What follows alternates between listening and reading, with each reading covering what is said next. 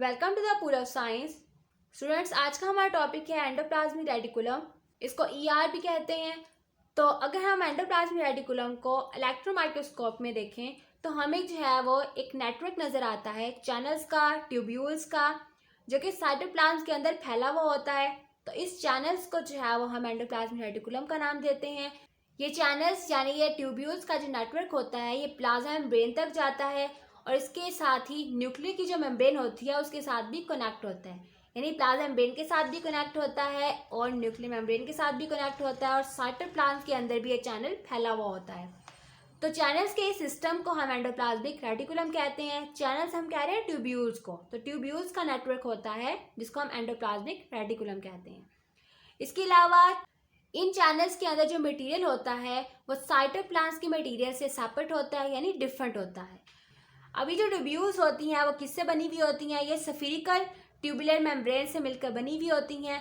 उन मेम्ब्रेन्स को, उन ट्यूबुलर स्ट्रक्चर्स को हम सिस्टर्नी बोलते हैं। और ये सिस्टर्नी जो है जब काफ़ी सारी आपस में कंबाइन हो जाती हैं, कम्प्लेक्स नेटवर्क बनाती हैं, तब हम इनको एंडोप्लाज्मिक रेटिकुलम कहते हैं। और सिंगल ट्यूबुलर को या एक सिंगल चैनल को हम सिस्टर्नी कहते हैं। अब एंडोप्लाज्मिक रेटिकुलम के अंदर जो है वो दो फॉर्म्स होती हैं, यानी एंडोप्लाज्मिक रेटिकुलम की दो टाइप्स होती हैं। एक को हम कहते हैं RER यानी रफ एंडोप्लाज्मिक रेटिकुलम और दूसरी फॉर्म को हम कहते हैं SER यानी स्मूथ एंडोप्लाज्मिक रेटिकुलम। तो RER को जो है यहाँ पे आपको कंप्लीट लिख के दिखा दिया, rough surface of endoplasmic reticulum, यानी एंडोप्लाज्मिक रेटिकुलम की जो रफ सरफेस होती है, जो खुरदरी सरफेस होती है, उसको हम RER कहते हैं। इसी तरह जो SER है वो है smooth surface of endoplasmic reticulum, यानी एंडोप्लाज्मिक रेटिकुलम की बिल्कुल स्मूथ सरफेस जो कि प्लेन होती है उसको हम SER कहते हैं। अब जो रफ एंडोप्लाज्मिक रेटिकुलम है, क्योंकि ये रफ सरफेस है तो इसके ऊपर जो है वो राइबोसोम्स होते हैं। राइबोसोम्स की वजह से इसकी सरफेस जो है वो स्मूथ नहीं नज़र आती, जबकि जो स्मूथ एंडोप्लाज्मिक रेटिकुलम होता है उसके ऊपर कोई राइबोसोम्स नहीं पाए जाते, इसलिए उनकी सरफेस जो है वो स्मूथ होती है। उनको हम स्मूथ एंडोप्लाज्मिक रेटिकुलम कहते हैं। अब जो रफ एंडोप्लाज्मिक रेटिकुलम है, क्योंकि इनके ऊपर राइबोसोम्स पाए जाते हैं तो वो राइबोसोम्स क्या करते हैं? प्रोटीन की सिंथेसिस करते हैं, प्रोटीन्स बनाते हैं। अब सेंसिस जब हो जाती है प्रोटीन की, यानी प्रोटीन्स जब बन जाती हैं रफ एंडोप्लाज्मिक रेटिकुलम में, तो प्रोटीन्स जो हैं वो फिर साइटोप्लाज्म में रिलीज हो जाती हैं और फिर साइटोप्लाज्म में स्टोर हो जाती हैं। जबकि जो स्मूथ एंडोप्लाज्मिक रेटिकुलम होते हैं ये डिफरेंट मेटाबॉलिक प्रोसेस के अंदर जो है वो हेल्प करते हैं, यानी ये लिपिड के जो है वो मेटाबॉलिज्म में हेल्प करते हैं। इसके अलावा ये हार्मफुल ड्रग्स को डिटॉक्सिफाई करने में हेल्प करते हैं, यानी उनको बॉडी से जो है वो उनके डेंजरस इफेक्ट को जो है वो ख़त्म कर देते हैं। इसके अलावा कुछ सेल्स के अंदर जो स्मूथ एंडोप्लाज्मिक रेटिकुलम होता है वो ट्रांसमिशन ऑफ इम्पल्स का काम करता है, यानी मैसेज को ट्रांसफ़र करने का भी एक काम करते हैं। तो यहाँ पे एग्जांपल है हमारे पास मसल सेल और नर्व सेल्स।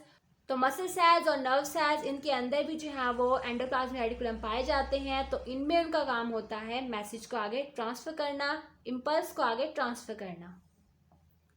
अब स्मूथ एंडोप्लाज्मिक रेटिकुलम जो है ये इंपॉर्टेंट रोल प्ले करते हैं मटेरियल को ट्रांसपोर्ट करने का सेल के एक पार्ट से दूसरे पार्ट तक। इसके अलावा जो अब नॉर्मल हम एंडोप्लाज्मिक रेटिकुलम की बात करते हैं तो एंडोप्लाज्मिक रेटिकुलम जो है वो सेल को सपोर्ट प्रोवाइड करता है ताकि सेल की शेप जो है वो मेंटेन रहे। यहाँ पे आपको स्ट्रक्चर नज़र आ रहा है एंडोप्लाज्मिक रेटिकुलम का, तो ये कंप्लीट स्ट्रक्चर है एंडोप्लाज्मिक रेटिकुलम का। अब क्योंकि जो है ये सिर्फ और सिर्फ फ्लोटिंग बॉडी नहीं होता साइटोप्लाज्म के अंदर, ये न्यूक्लियर मेम्ब्रेन के साथ जुड़ा हुआ होता है एक साइड पे। तो ये आपको नज़र आ रहा है, ये जो ग्रीन कलर वाली है ये है न्यूक्लियर मेम्ब्रेन और इसके ऊपर ये जो आपको डॉट नज़र आ रहे हैं ये है न्यूक्लियर पोर, क्योंकि न्यूक्लियर मेम्ब्रेन जो होती है उसमें सुराख होते हैं, पोर्स होते हैं, तो इसलिए इसको हमने न्यूक्लियर पोर कहा है। और न्यूक्लियस के अंदर आपको पता है DNA पाया जाता है, हेरिडिटरी मटेरियल होता है, इसके अलावा न्यूक्लियस पाया जाता है और न्यूक्लियस के एक साइड पे जो है वो एंडोप्लाज्मिक रेटिकुलम जुड़ा हुआ होता है। तो ये पूरा हमारे पास है एंडोप्लाज्मिक रेटिकुलम। अब एंडोप्लाज्मिक रेटिकुलम की क्योंकि दो टाइप्स हैं, रफ एंडोप्लाज्मिक रेटिकुलम और स्मूथ एंडोप्लाज्मिक रेटिकुलम। तो ये हमारे पास है पिंक कलर में रफ एंडोप्लाज्मिक रेटिकुलम। इसके ऊपर जो है ये क्योंकि उभार है, स्मूथ सरफेस नहीं है, तो ये राइबोसोम्स जो हैं वो इनके अंदर पाए जाते हैं, इसीलिए इनकी सरफेस जो है स्मूथ नहीं है। और राइबोसोम्स जो है प्रोटीन की सिंथेसिस करते हैं प्रोटीन जब बन जाती है तो वो साइटोप्लाज्म में रिलीज कर दी जाती है और साइटोप्लाज्म में प्रोटीन्स फिर स्टोर हो जाती हैं फर्दर जो है वो फंक्शन परफॉर्म करने के लिए। इसी तरह एंडोप्लाज्मिक रेटिकुलम की जो दूसरी टाइप है वो है स्मूथ एंडोप्लाज्मिक रेटिकुलम। इनमें राइबोसोम्स नहीं पाए जाते और इनकी सरफेस जो है स्मूथ होती है। ये लिपिड की मेटाबॉलिज्म में हेल्प करते हैं। इसके अलावा हार्मफुल ड्रग्स को डिटॉक्सिफाई करते हैं। इसके अलावा इनका काम क्या है कि मैसेज को जो है वो ट्रांसफ़र करना। इसके अलावा ये मटेरियल को भी ट्रांसपोर्ट करने का काम करते हैं। तो ये था हमारा आज का लेसन।